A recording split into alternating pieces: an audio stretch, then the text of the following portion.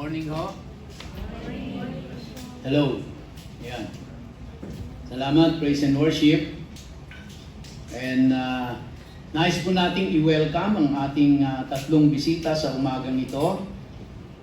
Mangyari lamang po na tumayo sa pagtawag ko ng inyong pangalan. I-welcome po natin si Jared Yael Gunisto. Saan po siya? Ayan, si Jared. And kasama niya po si LJ Gunisto. Nakita niyo po. Nasa baba. Okay. At last but not the least, si Razel May Paez. Nakita niyo po. Welcome. Bago po ako mag-preach, ay nais ko lamang pong magbigay ng ilang mga paalala or announcement para po sa darating na Feast of Shavuot. Kung nakita niyo po, meron tayong poster doon at meron din doon sa baba, no? At ito po ay ise-celebrate natin, isa sa mga piyesta ng Diyos, ang Feast of Shavuot, at ito po ay ise-celebrate natin on May 23, 2026, this coming Saturday. So, ulitin ko po, ang ating pong Feast of Shavuot ay gaganapin natin sa May 23, 2026.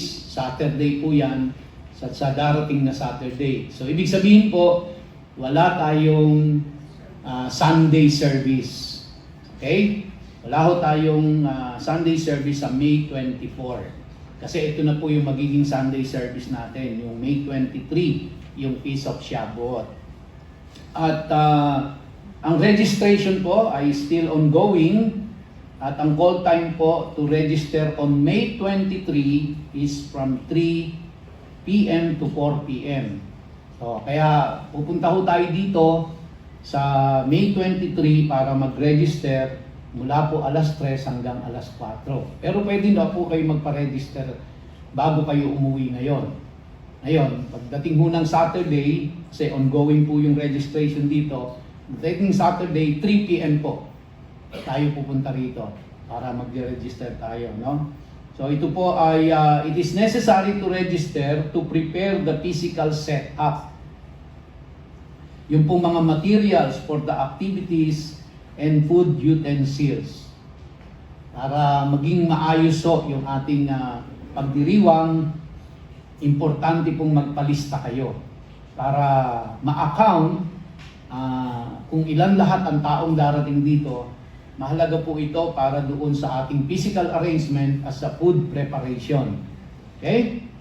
Now, kids are to register also. Yung mga anak ko natin, apo natin, ay kailangan iparegister sila, yung mga nasa Sunday school natin. Dahil meron pong mga surprises para sa kanila. Okay? Kung ano yun, di ko alam. Surprise nga no? So, mag-register po kayo sa inyong LOLCOP group. Kung saan po kayo kabilang na LOLCOP, yung ating pong Life on Life Community Outreach Program na group. There are 18 groups, or 17, sorry. There are 17 groups. Kaya kung saan po kayo kabilang doon po kayo magsabi, magpa-register po kayo. Okay? Right after the service. Doon po sa ating mga ushers. Liwanag po? Liwanag. Okay. So, bago po tayo magtuloy sa ating pag-uusapan tungkol sa Fall Feast of the Lord, yan po yung natitirang tatlong piyesta ng Diyos, tayo po muna ay manalangin. Ama, nagpapasalamat po kami sa tagumpay ng gawain ngayong umaga. At nagpapasalamat po kami sa banal na presensya ng Espiritu Santo na siyang gagabay at magtuturo sa amin upang maliwanagan kami sa iyong mga salita. Dalangin namin, O Diyos, na mailapat namin sa pangkasalukuyan naming panahon ang mga pag-aaral na gagawin namin patungkol sa Feast of the Lord. Kaya't gabayan mo po ako, ang iyong lingkod na tagapaghatid at tagapagpaliwanag ng iyong mga salita. Ganon din po ang aking mga kapatiran na tagapakinig sa umagang ito. Salamat po, Ama. Sa iyo po ang papuri at pagsamba at lahat ng pasasalamat sa pangalan ni Yeshua. Amen. Ito po ay nasa Leviticus chapter 23, from verse 23 hanggang 44. At ang pag-uusapan po natin ngayong umaga, mga kapatid, ayaw lumipat, yan, ay yung Fall Feast of the Lord na Feast of the Trumpets. Yan po yung tatalakayin natin ngayon. Kasi tatlo na lang yung natitira dyan.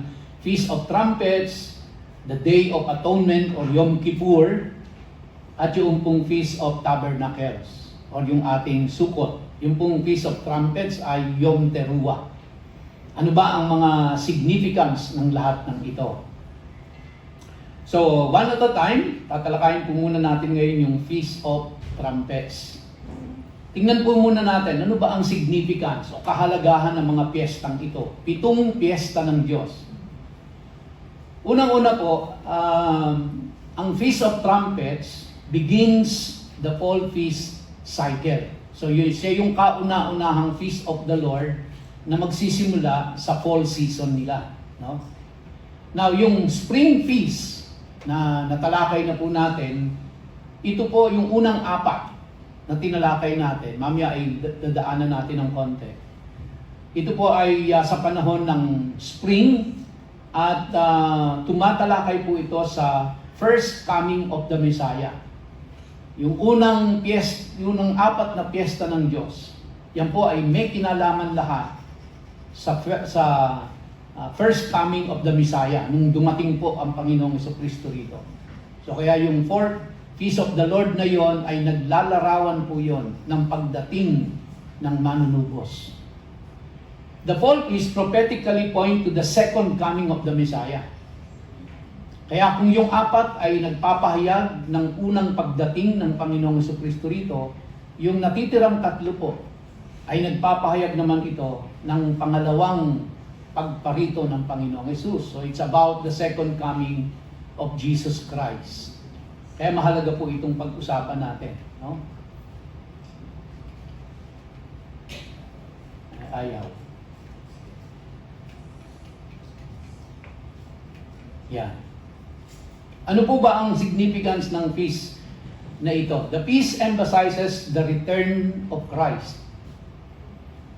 And ito po yung time na kung saan dahil pabalik ang Panginoong Jesucristo, kailangan nakahanda tayo.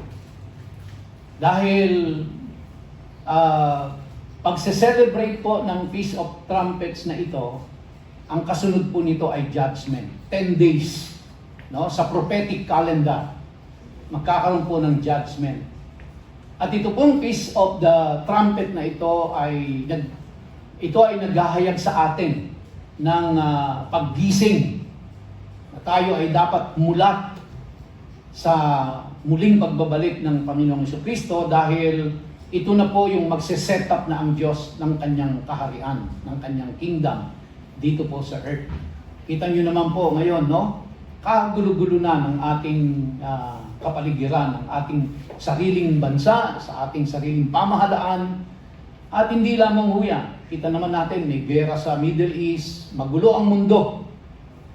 At dahil ito po ay pinamumunuan ng mga magugulong tao, ng mga imperfectong tao, kaya wag tayong mag-expect na magiging maayos ang mga pamamahala dahil ito po ay pinamamahalaan ng mga imperfectong tao. Pero darating po yung panahon na magiging perfect ang lahat. At yan po ay ang mamumuno na ay ang mismong Panginoong Jesucristo. At ang magbabadya ng pag-uumpisa nito ay ang Feast of Trumpet. Okay? Ang Feast of Trumpet po ay tinatawag ding Yom Teruah in Hebrew. Na ang ibig sabihin ng Yom ay day at ang ibig sabihin ng Teruah ay blowing or shouting. Wala pong specific name ito na ibinigay, no? Kasi ang ibig sabihin ng Yom Teruah ay day of blowing. Blowing of what? No? Of the trumpet. Actually, hindi nga po show parang iboblo dito. Ang iboblo dito ay trumpet. Ito po ay trumpeta na yari sa silver. Yun po yung iboblo dito. Okay? At ito ay commonly called in Israel as Rosh Hashanah. So kung tayo po, ang New Year natin ay January 1, sila po, ang New Year nila ay ito, ang Rosh Hashanah. At nagsisimula po ito sa unang araw ng ikapitong buwan. Yan po ang New Year nila. Kaya pag nag-celebrate po tayo ng Feast of Trumpets, sa darating po na, kasi sa Saturday ay Shabuot ang isa-celebrate natin, and then sasabayan ho natin yan. I think it will be in September, kung di ako nagkakamali, or October, sisabayan ho natin yan ng Feast of Trumpets, New Year sa Israel noon. At ang tawag nila doon ay Rosh Hashanah, na ang ibig sabihin po, Head of the Year. Kaya New Year. Kasi siya yung Head of the Year. Tinatawag nila. Okay? So, reviewin natin sandali yung Spring Feast. At ano ang naging fulfillment nito sa katauhan ng ating pong Panginoong Jesucristo. Unang-una is the Feast of Passover na tinatawag nating Pesach. Tapos nating i-celebrate ito. Ito po ay kung saan pinagdiriwang ng Israel ang kanila pong pagkakaligtas mula sa kamay ng angel of death. No? Mula po sa kamay ng kamatayan nang sila ay maghandog ng tupa at yung dugo ay ipahid nila sa doorpost nila o sa lintels ng kanilang mga pintuan at sila ay dinaanan, nilampasan ng angel of death. Pero yung lahat ng panganay na anak ng mga Egyptians, pati hayop, ay pinaslang. At sila po ay nakaligtas doon sa judgment ng Diyos na yon. No? Ito po ay pinulpil ng ating Panginoong Jesucristo nang siya mismo ay nabayubay sa krus at namatay. At ang dugo niya ay tumagas doon sa krus ng Kalbaryo para sa ikaliligtas ng mga nananampalataya sa Kanya. So Messiah died at the exact time the Passover lambs were slain. Kaya ang Panginoong Jesucristo po, nung siya ay ipako sa krus at namatay, they were celebrating the Passover noong mga time na yon. Okay? So ano ang prophetic meaning nito? Salvation through the blood of Messiah.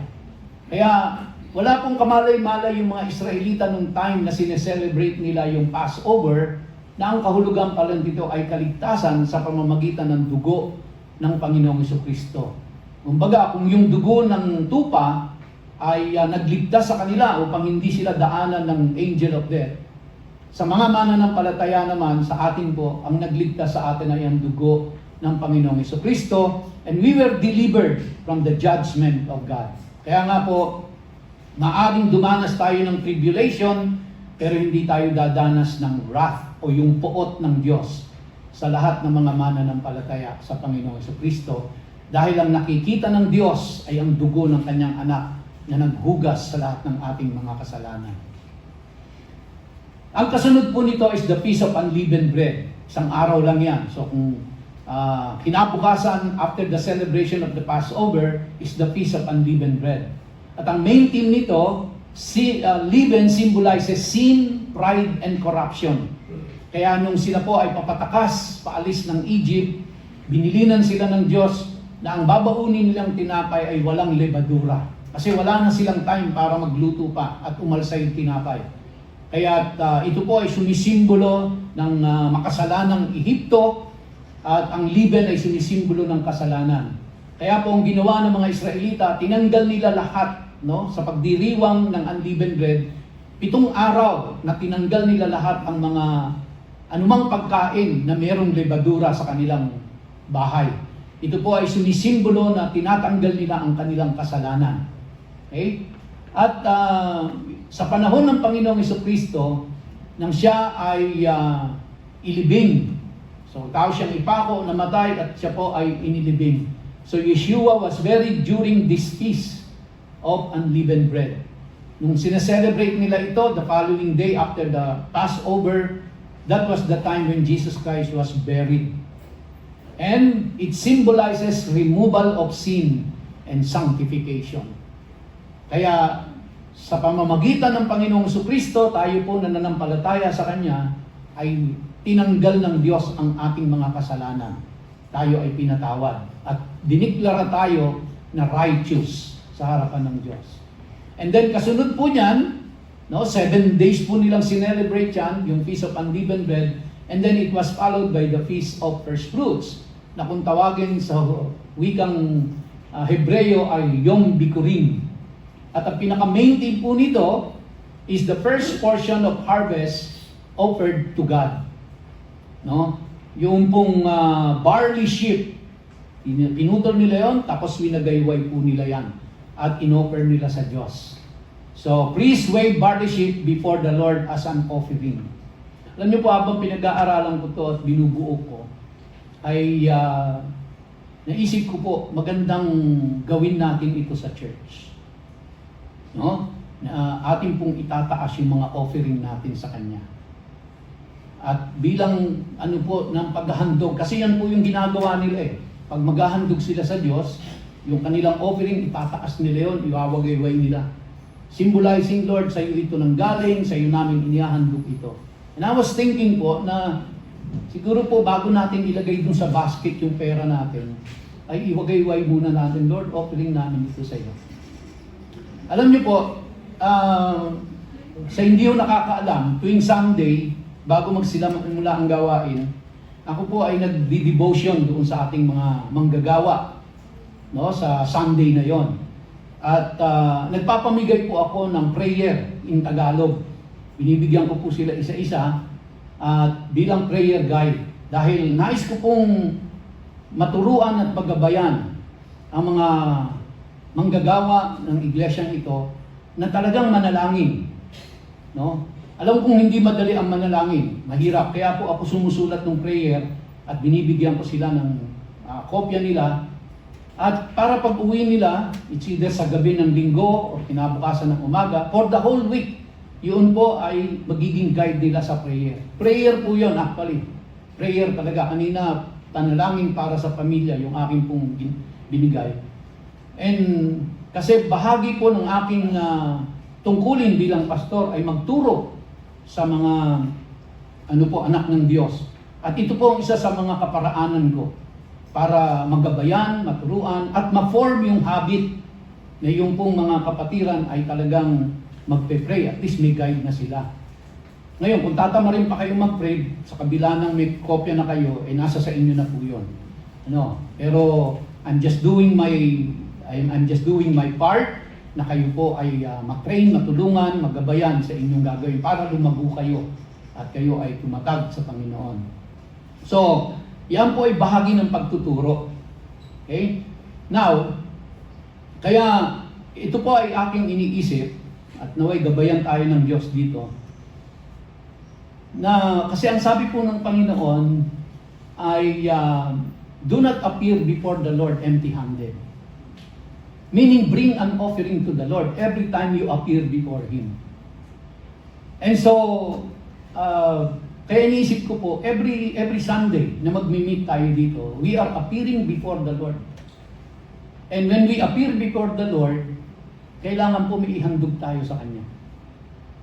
Now, hindi po ito nangangailangan ng malaking halaga. Hindi.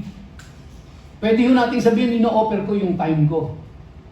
Pero nakita ho natin, yung mga Hudyo, when they were blessed by the Lord, doon po sa Feast of First Fruits, when they were blessed by the Lord, hindi nila sinabing, ang offering ko, Lord, yung time ko. They cut the sheaf of the barley, and then yung barley na binigay ng Diyos sa kanila, yun ang in-offer nila sa Diyos. Binigay-wahi nila yan. Bilang pasasalamat nila sa Panginoon. Kaya while I was praying po, it came into my mind, how can I teach the congregation to give? How can I teach the congregation, Lord, to give? At ito po ang aking, in the course of my prayer, this came into my mind. Next Sunday, and Sunday thereafter, wala po sa atin na mag-a-appear dito na walang handog ni Lord. Now, may envelope po tayo dyan. Bawat isa, pati bata, maglalagay kahit magkano. Hindi mo kailangan libo-libo. Kung ang kaya mong ilagay dyan, 5 piso, ilagay mo, basta maghandog ka sa Diyos. Kung kaya mong ilagay dyan 50 pesos, maghandog ka sa Diyos. Dahil sinustain tayo ng Diyos, yung buhay natin mismo, sinustain tayo ng Diyos. Yung proteksyon ng Diyos. Ang dami ho nating biyayang tinatanggap bawat araw. Yung pamilya natin, yung tahanan tinitira natin, yung tubig na iniinom natin, yung pagkain na kinakain natin, yung damit na isinusuot natin, yung trabaho na meron tayo, pinagkakakitaan natin. Marami ho tayong pagpapala na maaari sa tingin natin ay maliit, pero pagpapala ng Diyos yan. Kaya hindi po ako naniniwala na walang linggo na hindi tayo pinagpala ng Diyos. Tama po ba ako doon? Yung lang nung nagising ka kaninang umaga, pinagpala ka na ng Diyos dahil maraming hindi na nagising kanina.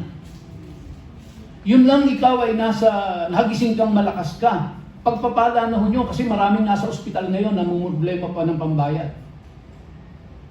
Yun hong nandiyan dyan ng tatay at nanay mo, mga kapatid mo, pagpapala ho yan. Yung hinihinga mong hangin, pagpapala ho yan. Yung sumikat na araw, pagpapala ng Diyos lahat yan. Kaya hindi ako naniniwala na walang linggong hindi tayo pinagpala ng Diyos. Yes, dumadaan tayo sa pagsubok, pero sinasamahan tayo ng Diyos doon habang dumadaan tayo. Sabi nga ng salita ng Diyos, though I walk through the valley of the shadow of death, I will fear no evil, for you are with me. Your rod and your staff, they comfort me. Surely goodness and mercy shall follow me all the days of my life, and I will dwell in the house of the Lord forever. And he even said in Psalm 91, he who dwells in the shelter of the Most High will abide in the shadow of the Almighty. I will say of the Lord, He is my refuge and my fortress, my God in whom I will trust. Hindi ba? So blessing. Kaya, next Sunday po, ganito gagawin natin, and Sunday thereafter. Ulitin ko po, kayo lang ang nakakaalam, walang sisita sa inyo dyan. Maglagay kayo o hindi, walang sisita. Pero, kaya ko po inugnay doon sa prayer, kasi ang purpose ko po talaga noon ay maturuan ang ating mga manggagawa at maging habit nila ang pagpe-pray. Kaya tinutulungan ko po sila sa pamamagitan ng paggawa ng prayer guide na yon. Kahit sa ganoong paraan ay matulungan po na mag-pray. Kasi 1 week niyong ipagpe-pray yun. 1 week kayo, 7 days niyong ipagpe-pray yun. And then, paano ko kayo tuturuan magbigay? Magsimula ho tayo kahit maliit. Kasi pag nasanay na tayo at naging habit na natin yan, hindi na ho magiging mahirap yan. No? At tandaan niyo po, kapag ang pera ay dumadaan sa atin, dumadaloy, umiikot, may paiikutin ng Diyos. Pero kung hino-hoard natin yan, walang paiikutin ng Diyos sa iyo. Kasi naka-stuck sa iyo ang pera. Padaluyin mo yan. Now, please don't get me wrong. Ito po ay I am bold in saying this. I am not ashamed because gusto ko po kayong maturuan. Dahil sa inyong pagsunod, pagpapalain kayo ng Diyos. Kaya whether piso yan or 5 piso yan or 50 pesos yan, ilagay niyo po dun sa envelope and ihulog niyo dun sa basket. And let the Lord multiply that. Let the Lord bless your heart in your willingness to give. May share ko lang po sa inyo, mga kapatid. Yung akin pong apo na si Caden. Tinuturuan ko siya kung paano magbigay. So, ang ginawa ko po ganito, kinausap ko yung bata. One-on-one kami. Nung una, kasi dinala ko yan doon, nasa golf course kami. Naglaro siya ng golf. And then, tapos after playing golf, nandun kami sa sasakyan, nag-usap kaming masinsina maglolo. And I share with him the gospel. Alam kong hindi pa talagang ganun na iunawaan ni Caden yun. Pero I'm starting to share with him the gospel. And then we prayed together. He received the Lord Jesus Christ in his heart.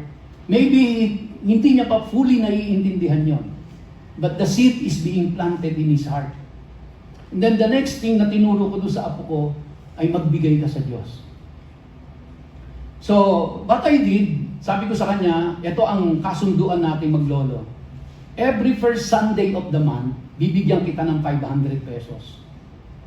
Okay? Every first Sunday of the month, bibigyan kita ng 500 pesos. The 200 pesos ay itatago mo. You will save it. The other 200 pesos is you will use it to help other people who are in need. Ang tanong niya sa akin, Dodo, who will I help? Sabi ko, the poor people, those who are in need. Example, your classmates. Sabi niya sa akin, Dodo, but all my classmates are rich. Nawala sa isip ko, no? Kasama si Gavin doon. Kaklase na si Gavin. No? So, what about your classmates in Sunday school? Now, use the 200 pesos to buy something for you and to help other kids who are in need, those who are poor. And then the 100 pesos, you tell your mommy to give you another 100 because I'm teaching him that his investment will earn. I'm teaching him to invest his money.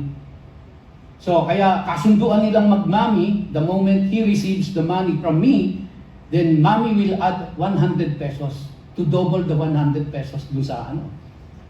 And then, sabi ko sa kanya, every time na you will receive the 500 pesos, you bring the 10% to the Lord and give it every first Sunday of the month.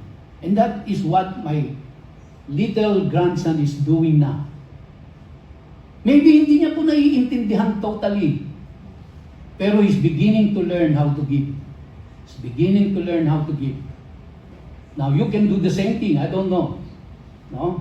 Eh, yun ang lang kaya ko eh. 500. Retired na si Lolo eh. Wala nang trabaho. Kaya 500 na lang ang ibibigay ni Lolo sa iyo. And then last Monday po, ay nag-dedicate ako ng condominium unit. And guess what? Kung sino katulong ko? Hindi ko si Pastor Ed. Ang katulong ko si Kaden. Siya yung nagpo-pour ng olive oil para i-ano doon. So, nawi-witnessan ito ng apo ko, nakikita ito ng mga apo ko na ginagawa ng lolo nila. That is how you teach them. So, kaya ito po yung gusto kong ipaabot sa inyo, mga kapatid. No? Gusto ko kayong maturuan na magbigay sa Diyos. Magbigay sa Diyos. And I will always remind him, tatawagan ko pa yon, Kaden, it's first Sunday of the month, you will receive your 500 pesos. And then bring your 50 pesos, 10% of your 500 to give it to the Lord. No? And he will prepare that. And then tatanungin ko, where is the money now? Dodo, it's in the safe. Yung safe di ba? Nakakahadiyer yung 500 piso binigay ko. May kombinasyon yun, hindi nyo basta-basta mabubuksan yun. No? So kaya, natuturuan yung bata. Why? Because someday, tayong mga oldies, we will all be gone. Sino mag-i-stay dito? Sino magpapanatili ng gawain na ito kung di pa babalik ang Panginoon? Yan po mga kabataan natin, yung mga apo natin. Kaya kung hindi natin sila tuturuan ngayon, mga kapatid, wala akong magpapatuloy ng gawain dito. That's why we have to teach them. And this is, the Lord knows my heart.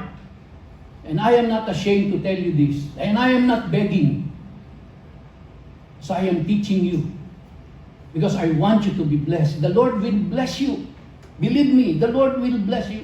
Paikutin nyo ang pera ninyo. Hindi ho natin pinag-uusapan dito ang malaki, maliit. Ang pinag-uusapan natin dito is the principle. The principle. Okay?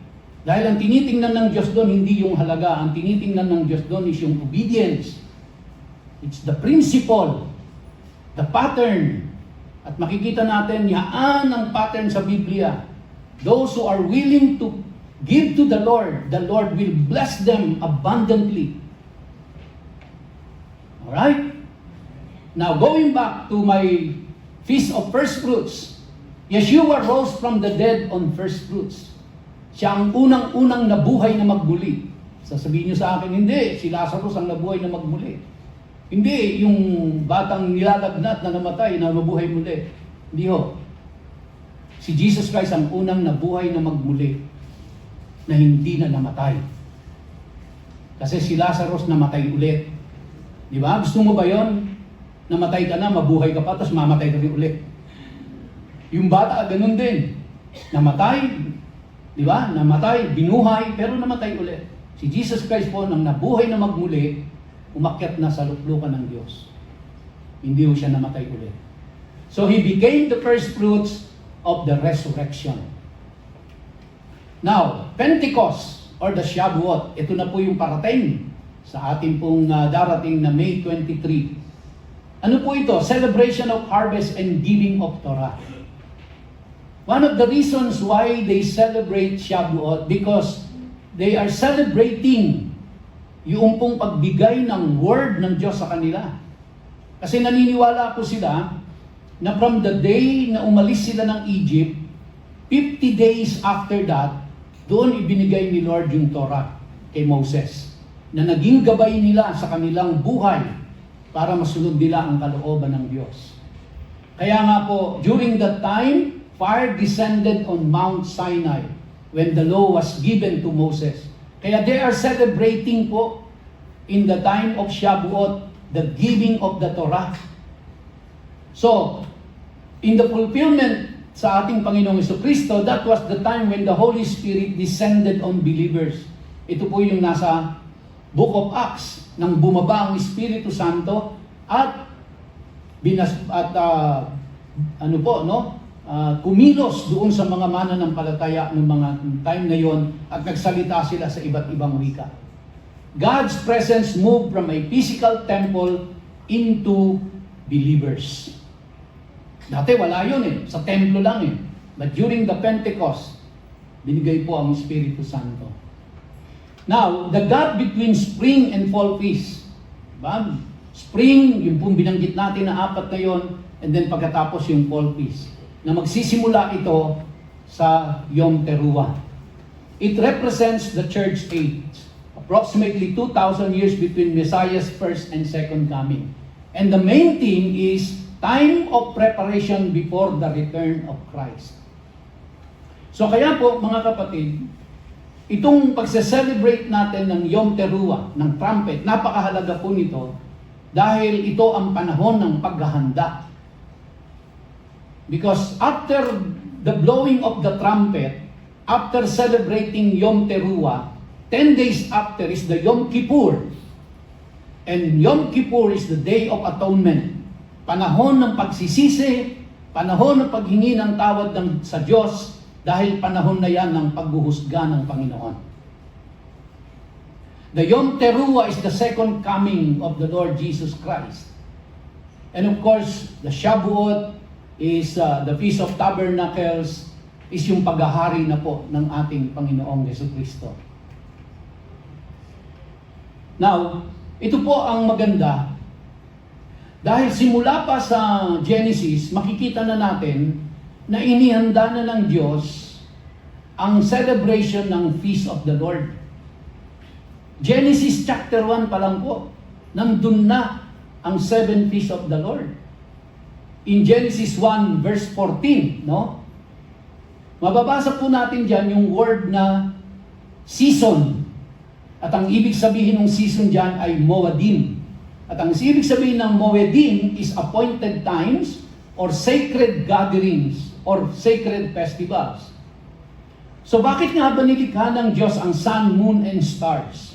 It is to mark His appointed times. You see, the whole of creation, when God created the sun, the moon, and the stars, all of them are related to the celebration of the 7 feasts. Because that will mark the beginning of every celebration. Yun ang nilagay na palatandaan ng Diyos kung kailan nila i-celebrate ang 7 feasts. That's why I was wondering why not too many churches are celebrating the feast of the Lord, and yet from the beginning of creation, it was already in the Lord's mind. Basahin nun natin, mga kapatid, sa Genesis 1:14. And God said, "Let there be lights in the expanse of the heavens to separate the day from the night. And let them be for signs and for seasons." That word seasons there, mga kapatid, is Moedim. And Moedim means the appointed time of the Lord. At pag tinignan natin kung ano yung appointed time ni Lord, wala pong iba kundi yung 7 feasts of the Lord. And so from the creation pa lang, wala pa si Adam and Eve. It was already in the mind of God, the celebration of the 7 feasts. And let them be for signs and for seasons and for days and years. Kaya po yung buwan, yung between, yung araw, nilikha ng Diyos yan, hindi lang para magbigay ng liwanag sa umaga at ng liwanag sa gabi, at nagbigay ng mga kukuti-kutitap sa kalawakan para pagandahin ang ating nakikita, kundi nilagay ng Diyos dyan para yan ang magiging tanda. Yan ang magiging hudyat, magiging palatandaan kung kailan nila ise-celebrate ang 7 feasts of the Lord. And so let me tell you this, brothers and sisters, we are on the right track. This church is on the right track. That's why we are celebrating the 7 feasts of the Lord. Thank God, iminulat tayo ng Diyos na dapat pala ito ang pinagpipiesta natin, ang piyesta ng Diyos. Ang tagal po nating sinelebrate ang mga hindi dapat i-celebrate, believing na tama yun. Pero when we dig into the Word of God, nakita po natin, mga kapatid, na ito pala ang gusto ng Diyos. At sa pagsunod sa Kanya, siyempre po, kaakibat niyan ay ang Kanyang masaganang pagpapala. So, feast days as holy convocation in Leviticus chapter 23. Ang piyesta pong ito ay pagtitipon, no? Sacred gathering ito ng mga mananampalataya. Gusto ng Diyos na yung mga tao niya ay magtipon-tipon. At yun ay maging banal na pagtitipon dahil yun po ang time na gusto silang i-meet ni Lord.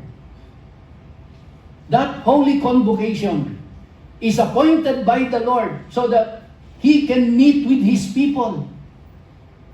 And that is also the time na yung tao niya will celebrate His goodness, will celebrate His provisions. Dahil sabi nga po, di ba, tao ang nagtatanim at nagdidilig, pero ang Diyos ang nagpapatubo niya. At during that time sa Middle East, pag hindi po umulan, wala silang itatanim. Hindi sila makakapagtanim. Wala pang irrigation system noon. And so they are completely dependent upon God to bring the rain. At kapag dumating yung ulan, magbubungkal sila, magtatanim sila,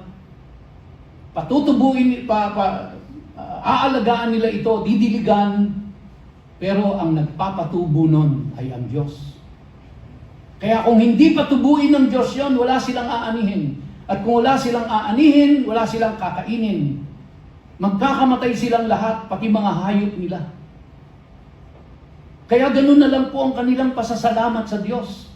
Pag dumating ang mga kapiestahang ito, nakatuon ang lahat ng kanilang pasasalamat sa Diyos dahil pinrovide ng Diyos ang ulan, pinrovide ng Diyos ang mga halaman, pinrovide ng Diyos ang pagtubo nito at pagsagana nito.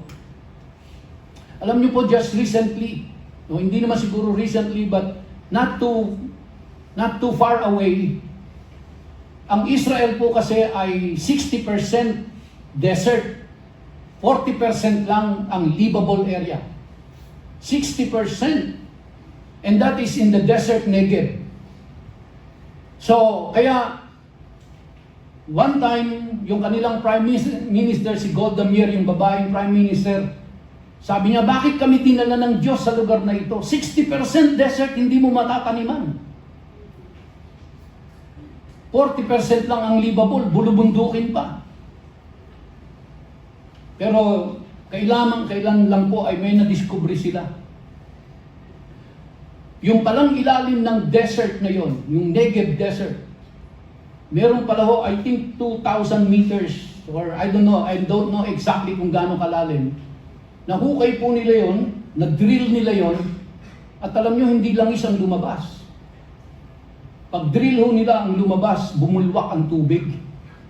nasa ilalim ng disyerto, tubig na na-compress during the time, at dahil dun sa compression ng tubig, nung nabutas siya, sumirit ang tubig pataas.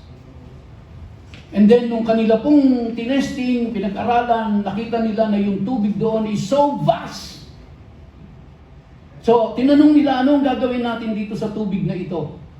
So, tinesto nila, nag-undergo ng testing yung tubig, at nung makita nila, yung tubig po ay, kung babaguhin nila ang, kumbaga, ang composition nun, magastos, mahirap, matagal. So, ang question nila, what can we do with this water that is so free? And then, nung tinesting ho nila, na-discover nila na yung isdang baramundi ay siya ang mabubuhay dun sa uri ng tubig na yon. And you know what?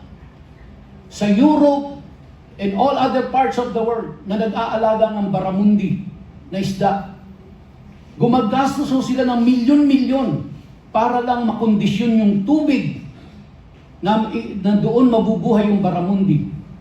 Kaya pag binenta nila yung baramundi, napakamahal. Pero ngayon po, yung tubig na bukal, hindi ititreat, walang gagawin, bumukal lang. Doon mabubuhay yung baramundi. Kaya ginawa nila, kumuha sila ng baramundi, nalagay sila ng napakalawak na fish pond, inilagay doon yung baramundi. And alam nyo kung ano nangyari? Sila ang #1 exporter ng baramundi na hindi nagtitreat ng water. Kaya mas malaki ang kita nila. Kasi wala silang ginagastos sa treatment ng water. Ngayon ang problema sila dahil sa laki ng nila, yung mga baramundi, nag-aano po, yung mga waste nila, nagpo-produce ng ammonia, which is dangerous for the fish, mamamatay yung mga isda.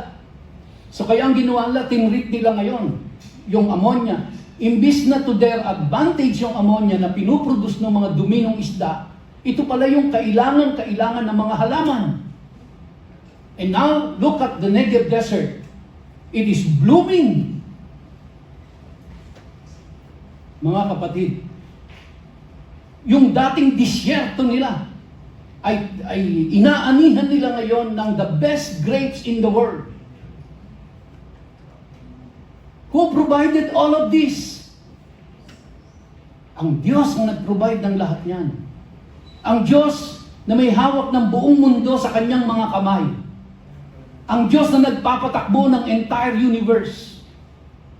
Ang Diyos na nag-provide ng tubig doon sa ilalim ng disyerto. Ang Diyos na nagkondisyon ng lahat ng yan. Kaya po pagdating ng mga harvest season nila, talagang nagdiriwang sila at nagpupuri sila sa Diyos dahil alam nila na ang lahat ng kanilang tinatangkilik sa buhay ay galing sa Diyos. Kaya pinagpipiesta nila, pinapasalamatan nila ang Panginoon sa provision sa kanila, mga kapatid. Kaya tinawag itong Holy Convocation. It is the gathering of His people and the time for them to thank the Lord. And we are gathered here every Sunday, Sunday after Sunday. Hindi ba marapat lamang na sa lagi nating pagtitipon na ganito every Sunday ay magpasalamat tayo sa Diyos sa provision niya during the week. May kinain tayo, may isinain tayo, may ininom tayo, may isinuot tayo, may tinirhan tayo, may dinride tayo, may pinambayad tayo kahit mahal ang diesel. May mga taong tumulong. Lahat to. We only have to realize this. Eh, ang demonyo po, ang kaaway, talagang idadivert tayo eh. Mas ipopokus tayo dun sa problema, mas ipopokus tayo dun sa hirap, mas ipopokus tayo dun sa mga challenges, para alisin ang isip natin dun sa mga binibigay ng Diyos. Mas pinangingibabaw ng diablo sa buhay natin yung mga problema. Kaya tayo, we end up daing tayo ng daing. Because we are more focused doon po sa hardship, doon sa problema, rather than on the blessing. Kaya, sa umaga po, ito turuan ko kayo mga kapatid. Sa umaga, sa paggising sa umaga, ang una niyo pong gawin, ang challenge ko nga, every 3 o'clock in the morning, gising kayo. 3 o'clock in the morning. Kasi pansinin niyo po sa Biblia, Ang Panginoong Jesucristo, alas 3 ng madaling araw, nananalangin. At maraming himala ang nagaganap sa oras na ito dahil kumikilos ang buong kalangitan. Pero kung di nyo kayang gawin, unti-untiin nyo na lang. No? Pero subukan nyo po. Meet the Lord in the middle of the night and talk to Him. At paano nyo siya kakausapin? Una sa lahat, mga kapatid, banggitin nyo ang lahat ng karakter ng Diyos na alam ninyo, na pumasok sa isip nyo. Lord, you are generous. Lord, you are kind. Lord, you are a forgiving God. Lord, you hold in your hands the entire world. Lord, you operate this universe in your command. Bless Him. Sabihan niyo siya kung sino siya. Bakit to? Ito ay nagpapaalala sa iyo na ikaw ay anak ng makapangyarihang Diyos, na walang problemang hindi niya kayang lutasin sa buhay mo. And then, pag na-recognize niyo na po yung kanyang character, yung kanyang nature, then, sumunod po ay i-recognize niyo yung blessing niya sa inyo nung nakaraang araw. Lord, salamat po dahil 3 beses ang kumain sa maghapon. Salamat sa isinain namin, salamat sa niluto namin, salamat sa damit na isinuot ko, salamat dun sa taong dumating at ginamit mo para ako ay ma-encourage. Salamat, Lord, sa aking pamilya. Salamat, Lord, sa aking hanap buhay. So simulan ho natin sa ganito. Recognizing who God is and then recognizing kung ano ang mga ginawa niya sa atin. Alam niyo po, doon pa lang tapos na problema mo eh. And then pagkatapos mong i-recognize ito, then lumapit ka sa Diyos, Lord, forgive me for my sins. Yung mga, kung may nagawa ako, na isip, na salita, na hindi nakapagbigay ng kaguguran sa iyo, Panginoon, patawarin mo ako, linisin mo ako. And then after that, you claim it, because the Word of God says that if we confess our sins, He is faithful and just to forgive us our sins and to cleanse us from all unrighteousness. And claim that promise, claim that word na pinatawad ka ng Panginoon. And with all boldness, lumapit ka sa Diyos, hindi namamalimos na parang pulubi. And that is the time na humingi ka na, Lord, kailangan ko po ng 200,000 pesos pambayad sa matrikula ng anak ko. Kung saan manggagaling yun, hindi ko alam, pero galing sa iyo, Lord. Lord, kailangan ko po ng kagalingan sa aking nararamdaman sa aking katawan. Masakit po ang aking mga kasukasuan, ako'y nilalagnat, ako ay tinatrangkaso. Or, Lord, pagpalain mo po ang aming hanap buhay ngayon. Ako po ay lalabas para magnegosyo at ma-meet ko ang mga tamang tao para magkaroon ako ng magandang deal. Be specific now in your prayer request. Kaya yung binibigay ko po sa inyo ay guide lang yon.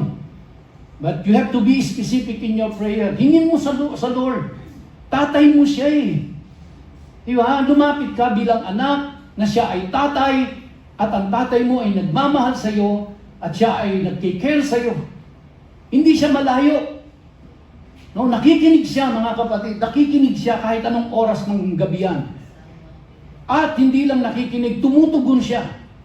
And then pagkatapos po nun, no, siyempre, ang kaaway, tatangkaing nakawin yan eh. Tatangkaing bigyan ka ng doubt, bigyan ka ng worry. Siyempre, ayaw ng kaaway na bine-bless ka ng Diyos. And so now, pag naibigay mo na lahat yung mga specific request mo sa Diyos, then you seal it with the blood of Jesus Christ. You seal it with the power of the Holy Spirit. Paano po ito isi-seal? You declare it. Lord, I seal this prayer request in the name of Jesus and in the power of the Holy Spirit. Secure this prayer request. Don't let the enemy steal it from me. And then, ano po ang kasunod? Naselyuhan mo na. You declare, Lord, I am victorious today. I am healed. Lord, I am guided. I am protected. I am covered. Yun naman ang sabi ng Diyos di ba? Sa kanyang mga salita. He who dwells in the shelter of the Most High will rest in the shadow of the Almighty. I will say of the Lord, He is my refuge and my fortress, my God in whom I trust. That's declaration. You declare it. And then pagkatapos po niyan, bumalik ka ulit sa Thanksgiving. Lord, salamat sa paparating na 200,000. Lord, salamat sa paparating na kagalingan. Now, hindi po ito positive thinking. It is a declaration of your faith in God. Dahil alam kong kaya mo ito, Panginoon. Ito ang problema ko. Alam kong kaya mong lutasin ito. May problema ako sa asawa ko, may problema ako sa anak ko, may problema ako sa pamilya. Ikaw ay inumpisahan mo na nung una, hindi ba?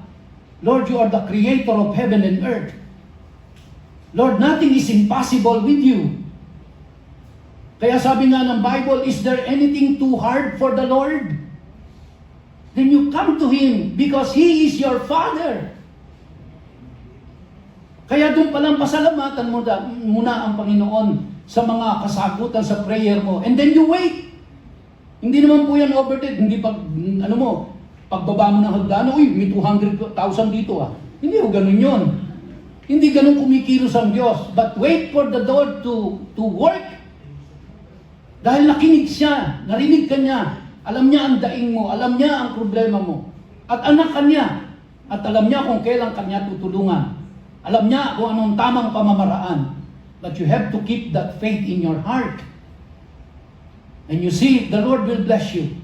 At pag nangyari po yun, huwag mo nang kalilimutan to express it, ang iyong pagpapasalamat sa Diyos. Lord, you have blessed me with this, then I will give it back to you as an offering. That's how it works. That's how you align yourself with God. Amen. Amen. So mga kapatid, I hope I was able to guide you somehow on how to align yourself with God. Because that's the most important thing. You align yourself with God. But that's the way to do it. And you do it every day. Not occasionally. Not twice a year. You do it every day. You commune with God. And I'm telling you, mga kapatid, masarap kausap ang Diyos. Hindi ka ichichismis. Hindi ka i-condemn. At naunawaan niya ang iyak ng puso mo. Anak ka niya. So anong ikatatakot at kahihiya mo? Lumapit sa tatay mo. At ang lalapitan mo ay ang tatay mong may hawak ng buong mundo. Ang tatay mo na lumikha ng sanglibutang ito out of nothing by just speaking the words. Is there anything too hard for the Lord? Pag ganyan ang Diyos natin, then kung nawawalan ka ng pasensya, Lord, give me patience. Naiinip na ako. You pray, you talk to Him, align yourself with God. And then you read scriptures, yung mga binigay ko po sa inyo. Psalm 121, Psalm 23, Psalm 91. You read it because it's a declaration. And you read it aloud, mga kapatid. Let your ear hear it, and let the devil hear it, that you are declaring who your God is.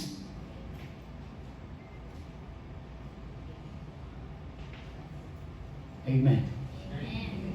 Amen. Tayo po tayong lahat. Hallelujah. Oh, glory to God. Glory to God. Aming Ama, aming Diyos, Diyos ng langit at ng lupa,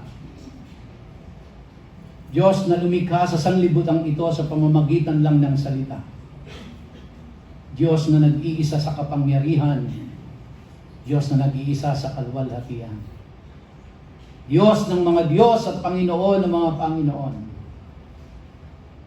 tapat na Diyos at mapagmahal at mapagkalinga sa kanyang mga anak. Ikaw ang hari ng sanlibutang ito at wala nang iba pang tataas sa iyo. At ikaw ang aming Diyos. Ikaw din ang aming Ama na nagmamahal sa bawat isa sa amin. Ikaw ang nakakakita ng lahat ng mga alalahanin namin. Ikaw ang nakakakita kung ano ang nararamdaman namin. Ano ang bumabagabag sa amin. Ano ang gumugulo sa aming mga isipan.